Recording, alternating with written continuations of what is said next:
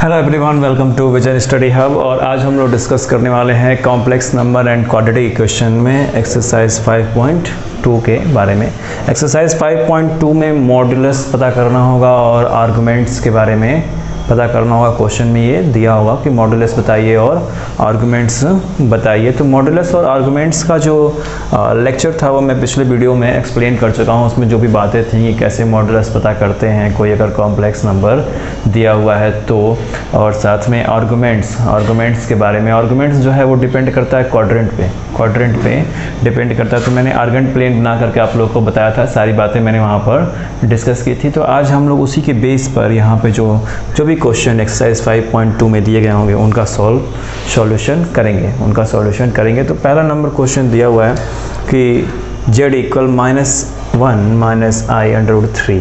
तो यहाँ पे रियल पार्ट्स भी क्या है, नेगेटिव है, और इमेजिनरी पार्ट्स भी नेगेटिव है, दोनों पार्ट्स नेगेटिव है। तो ऐसे कॉम्प्लेक्स नंबर थर्ड क्वाड्रेंट में होते हैं। किस में होते हैं? थर्ड क्वाड्रेंट में ऐसे कॉम्प्लेक्स नंबर होते हैं। ये तो कंफर्म हो गया कि थर्ड क्वाड्रेंट में ऐसे कॉम्प्लेक्स नंबर होते हैं। तो इसका हमें मॉड्यूलस पता करना है और आर्गुमेंट पता करना है। तो मॉड्यूलस पता करते हैं। Modulus of a complex number,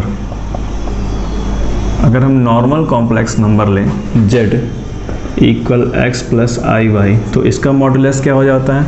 इसका मॉड्यूलस हो जाता है mod z equal √x² + y²। ऐसे ही होता है सेम।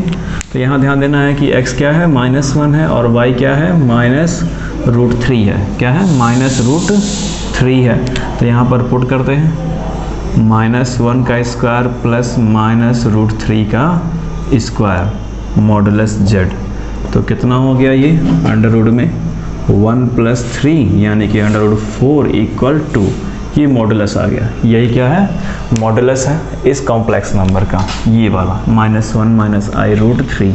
ये तो नॉर्मली मैंने बताया कि आपको z इक्वल x + iy का मॉडुलस ये होता है √x² + y²। तो यहाँ पर x की वैल्यू -1 थी और y की वैल्यू -√3 थी। तो यहाँ पे पुट करेंगे तो वैल्यू आ रही है 2। कितनी आ रही है?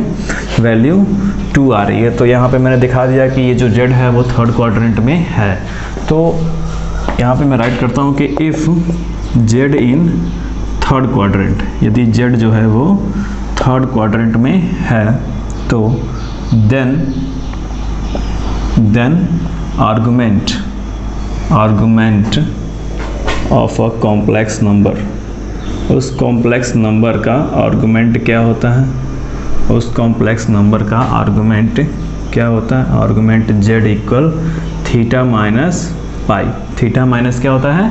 पाई होता है, या मैंने आप लोगों को लिखाया था -पाई + थीटा, ऐसे ही लिखाया था।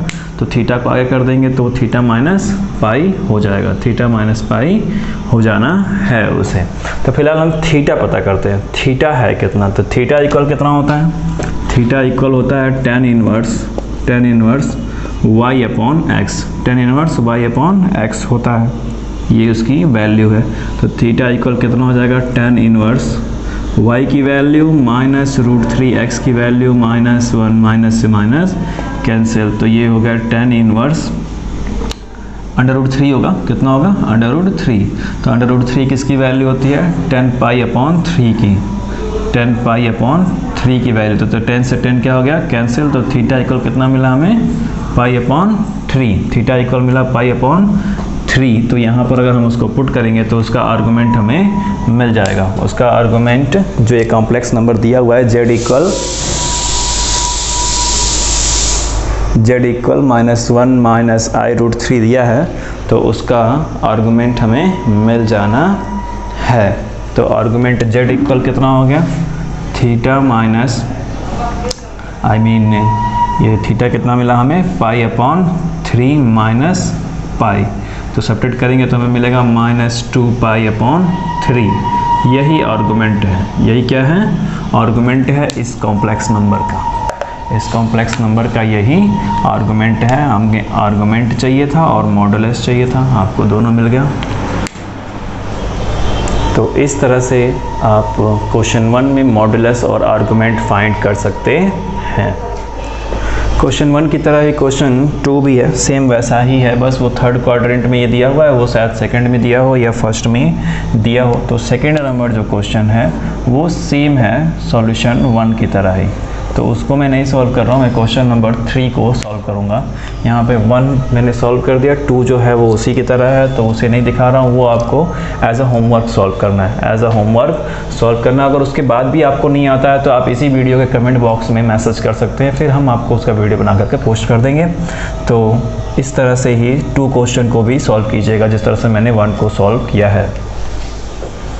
अब बात करते हैं क्वेश्चन नंबर 3 की। क्वेश्चन 3 से लेकर के क्वेश्चन 8 तक, क्वेश्चन 3 से लेकर के क्वेश्चन 8 तक सब में क्या करना है, पोलर फॉर्म बनाना है। पोलर फॉर्म में उस कॉम्प्लेक्स नंबर को कन्वर्ट करना है, कॉम्प्लेक्स नंबर होगा उसको पोलर फॉर्म में कन्वर्ट करना है। तो जैसे 3 है वैसे ही 4, 5 और 7 भी है, सेम वैसे ही है, सेम क्वेश्चन नंबर 3 की तरह ही है। तो मैं 3 को सॉल्व कर रहा हूँ, 4, 5, 7 जो है आपको सॉल्व करना है एज अ होमवर्क, सेम ऐसे ही सॉल्व होगा। 4, 5, 7 सब क्या है, क्वेश्चन नंबर 3 की तरह ही है। तो z इक्वल 1 माइनस आई है, तो आपका पोलर फॉर्म मैंने बताया था कि z equal r cos theta plus i sin theta होता है, z equal r cos theta plus i sin theta होता है। तो अगर मैं इसका कंपैरिजन करूं इससे z इक्वल 1 माइनस आई से, तो 2 कंपैरिजन के अकॉर्डिंग हमें क्या मिलेगा, 1 equal r cos theta and -1 equal r sin theta, यही मिलेगा ना, क्योंकि इसका कोऑर्डिनेट -1 है तो -1 इक्वल r sin थीटा। ये कुछ इस तरह से होता है, r cos theta plus i sin theta, r से उसमें भी मल्टीप्लाई होता है, उसमें भी मल्टीप्लाई होता है। तो r cos थीटा एक कुछ इस तरह से होता है, तो r cos थीटा इक्वल 1 मिला और r sin थीटा इक्वल -1 मिला। अगर मैं इसका स्क्वायरिंग करूं, स्क्वायरिंग ऑन बोथ साइड्स, दोनों का मैं स्क्वायरिंग करूं तो ये हो जाएगा 1 और ये क्या हो गया, r square cos square theta, और ये भी हो गया 1 और ये हो गया r square sin square theta. और अब मैं इनको ऐड कर रहा हूँ, एडिंग करने पर ये कुछ इस तरह से मिल गया, 1 + 1 equal r square cos square theta plus r square sin square theta. r square common ले लेते हैं और ये 1 + 1 हो गया 2, r स्क्वायर कॉमन ले लिए तो यहाँ मिला हमें cos square theta plus sin square theta. तो cos square theta plus sin square theta की वैल्यू 1 होती है, तो r स्क्वायर इक्वल मिला हमें 2, यानी कि r इक्वल हमें क्या मिला, ±√2। ये r की वैल्यू है, ये r की वैल्यू है जो r हम यहाँ पर पुट करने वाले हैं। तो ये r की वैल्यू ±√2 हो गई। इससे हमें मालूम चलता है कि r जो है वो ग्रेटर है 0 से। किससे ग्रेटर है, 0 से। अगर हम प्लस लेंगे तो माइनस को मैं क्या करता हूँ, हटा देता हूँ। अगर हम +√2 लेंगे तो हमें r क्या मिलेगा, ग्रेटर दैन 0। जब r ग्रेटर दैन 0 होगा तब वो r की वैल्यू +√2 होगी। और अगर माइनस लेंगे तो क्या होगा, r लेस दैन 0 हो जाएगा, r लेस दैन 0 हो जाएगा। तो फिलहाल यहाँ पे r ग्रेटर दैन 0 लेते हैं, r ग्रेटर दैन 0। तो r जब ग्रेटर 0 लेंगे तो उसके अकॉर्डिंग इनकी वैल्यू क्या हो जाएगी, यहाँ पर जो ये कंडीशन आप पुट कर रहे थे तो इनकी कंडीशन कुछ इस तरह से बन गई, ध्यान दीजिएगा।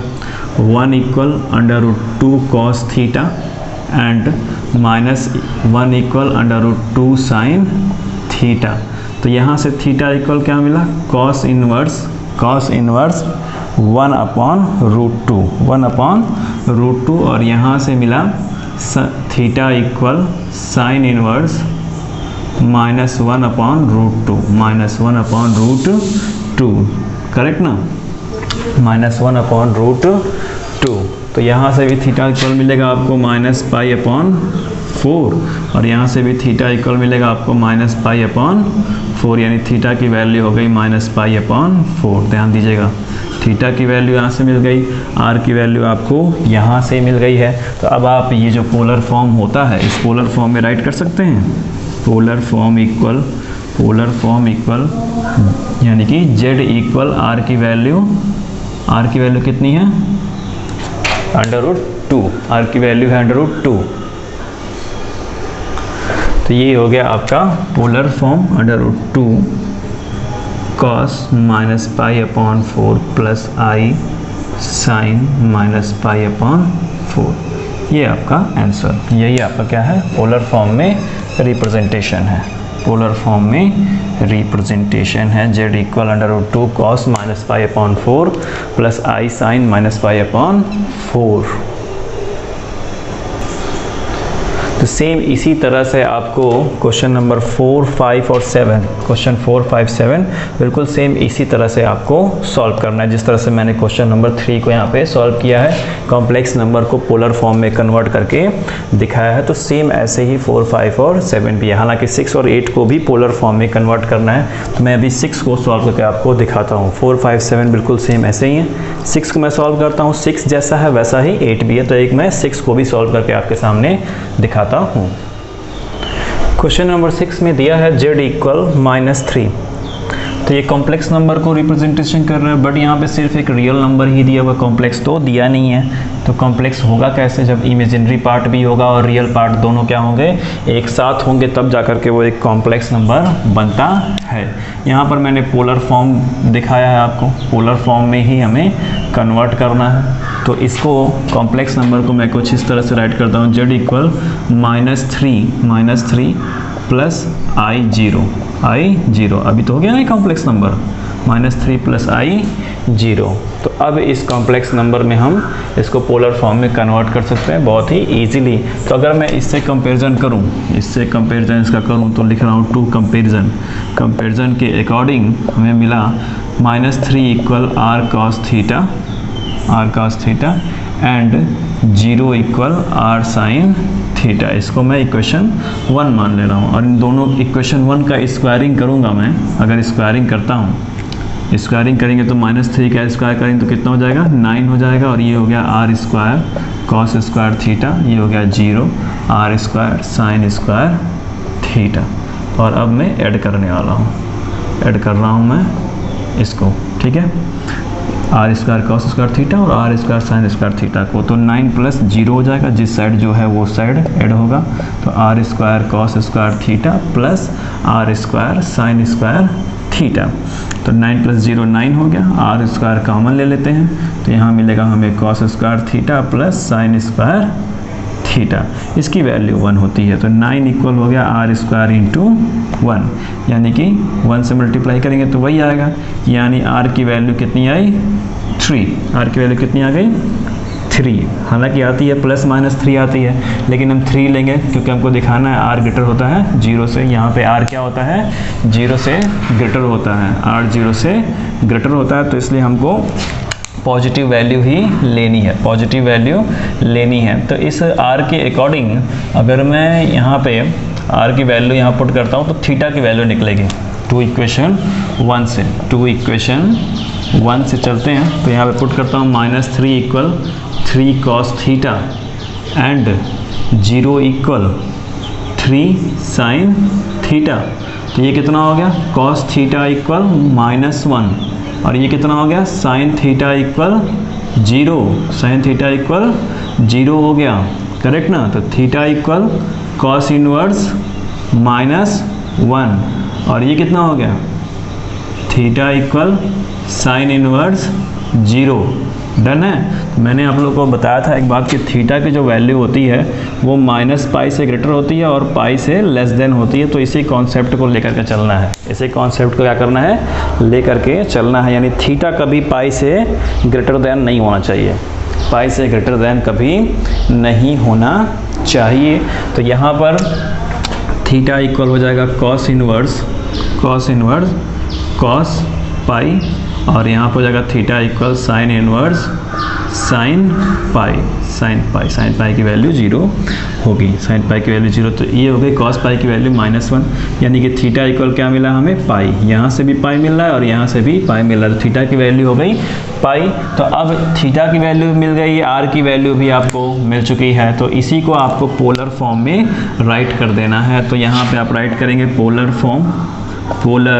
फॉर्म, यानी कि z इक्वल r की वैल्यू 3 और cos थीटा यानी कि थीटा कितना है, पाई है, तो cos pi plus i sine pi, यही आपका पोलर फॉर्म है, पोलर रिप्रेजेंटेशन, यही आपका पोलर फॉर्म है इस कॉम्प्लेक्स नंबर का, z इक्वल -3 का जो दिया था इसका, जिसमें मैंने I0 इमेजिनरी पार्ट इंक्लूड कर दिया था। चूँकि उसको कॉम्प्लेक्स नंबर दिखाना है तो इमेजिनरी पार्ट भी होना मस्ट है, तो इसलिए z इक्वल हो गया 3 cos pi plus i sine pi, ये उसका पोलर फॉर्म है। तो जैसा क्वेश्चन नंबर 6 है वैसा ही क्वेश्चन नंबर 8 भी है। क्वेश्चन 8 क्या है, सेम है क्वेश्चन नंबर 6 की तरह, क्वेश्चन नंबर 6 की तरह क्या है, सेम ऐसा ही है।